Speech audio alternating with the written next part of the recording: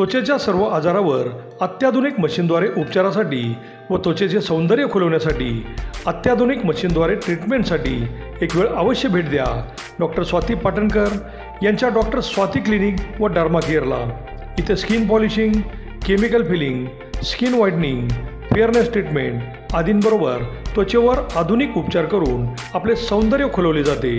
त्याचबरोबर अनेक आजारांवर खात्रीशीर उपचारही केले जातात। चला तर मग आपले सौंदर्य खुलवण्यासाठी एक वेळ अवश्य भेट द्या डॉक्टर स्वाती क्लिनिक व डर्मा केअर, तिरंगा चौक, राजाराम बापू बँकेसमोर, मायनी रोड, विटा।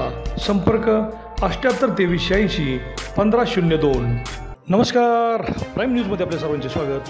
11 फेब्रुवारी रोजी सायंकाळी 7:45 मायनी रोडवरील जिओ मराठीच्या कार्यालयात घुसून संपादक प्रसाद पिसाळ व निवेदिका सुषमा जोशी यांच्यावर कोयता आणि स्टीलच्या रॉडने जीवघेणा हल्ला करण्याची मजल गेलेल्या आरोपींना पोलिसांनी जेरबंद केले असले तरी आम्ही फरारी होऊन अटकपूर्व जामीन मिळवूनच बाहेर पडू या फाजील आत्मविश्वासात असलेल्या सागर चोते आणि विनोद सावंत यांना अतिरिक्त जिल्हा न्यायालयात जामीन फेटाळल्यावर मात्र त्यांच्या मागावर असलेल्या पोलिसांनी त्यांना अटक करून आज रोजी न्यायालयात भेटवले असता दिनांक 25 फेब्रुवारी 2025 पर्यंत पोलीस रिमांडमध्ये ठेवण्याचे आदेश दिले आहेत। सदर गुन्ह्याचा तपास चालू असताना गुन्हे प्रकटीकरण पथकातील पोलीस हेड कॉन्स्टेबल उत्तम माळी, हेमंत तांबेवाघ व महेश देशमुख यांचे पथक आरोपींच्या मागावर होते।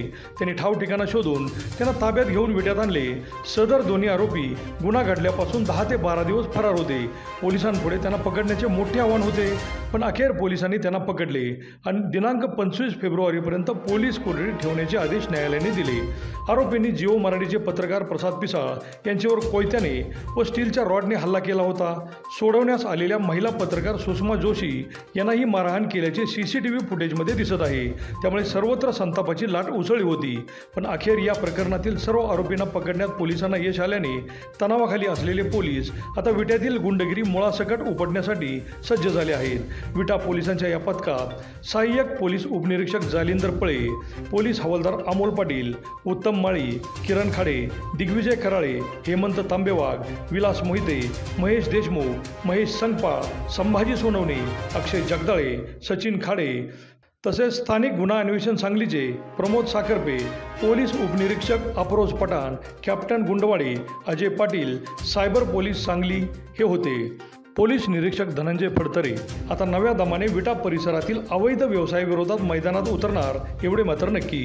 अभिजित शिंदे, प्राईम न्यूज, विटा।